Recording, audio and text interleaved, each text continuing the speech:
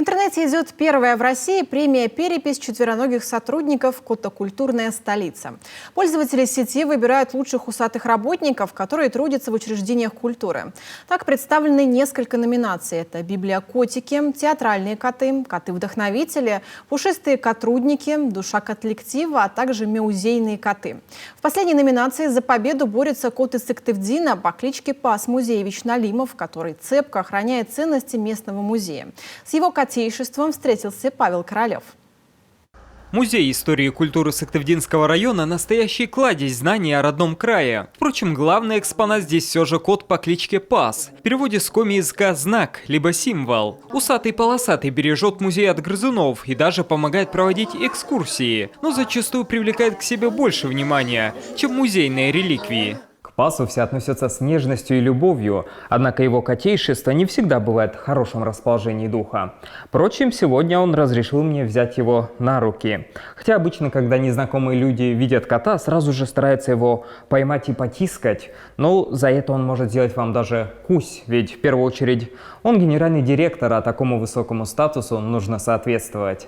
7 дней в неделю, 24 часа в сутки кот на работе. Для этого созданы все условия. Тут же можно поточить когти, либо утолить жажду из модной поилки с подсветкой. Ну а трапезничает Пас исключительно вместе с другими сотрудниками музея. Ведь от коллектива отбиваться нельзя. Музейный сотрудник появился здесь в 2019 году, а уже через год Мурлыка сделал головокружительную карьеру, о чем свидетельствует запись в трудовой книжке.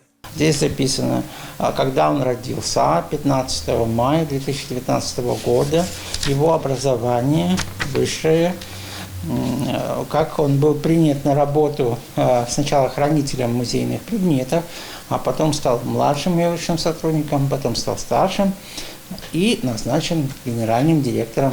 На генеральном директоре висит вся бумажная работа, и ни один отчет не пройдет без его одобрения. Причем взяток, даже в виде самого аппетитного кусочка лакомства, он не принимает. Помимо бумажной работы, Пас Музеевич не пренебрегает и обязанностями обычного кота. С любопытством осматривает каждый угол на наличие мышей и, конечно же, дарит сотрудникам и гостям музея гамму положительных эмоций. Вот они даже ездят уже...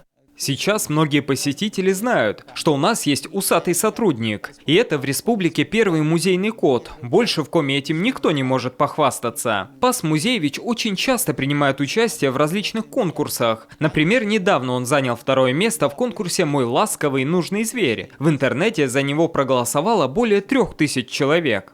Сейчас же Пас Музеевич Налимов борется за победу в премии «Переписи четвероногих сотрудников. Котокультурная столица». В номинации «Музейные коты» самая большая конкуренция. Однако гости и сотрудники музея рассчитывают только на победу. Имя самого культурного котика назовут уже 8 июня. Павел Королев, Олег Костромин, телеканал Юрган, Выльгард.